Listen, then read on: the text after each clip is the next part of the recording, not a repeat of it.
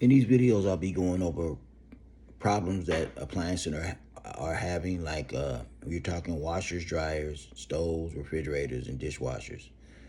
And what I'll do is I'll find a post with a problematic appliance. I'll read the post. I'll play the video or photograph or both, and then I'll read the comments that's on that post.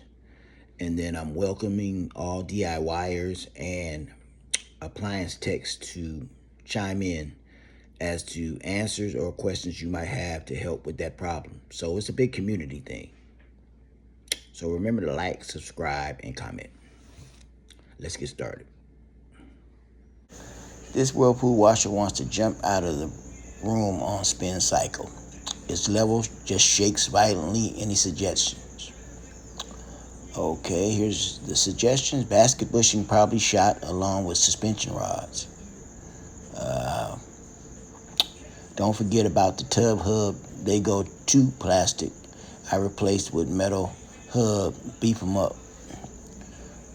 If it's an agitator, it's the suspension rods. It has a wash plate.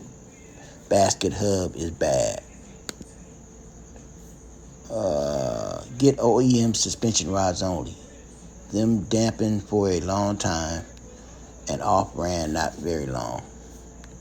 Suspension rods possibly basket bushing. Horse looked like a F and right out of the box. Had to wedge a pool noodle along the side. Paid over $600 for the POS, and all I see is it come up in this group over and over with one thing wrong with it after another. Hub is bad.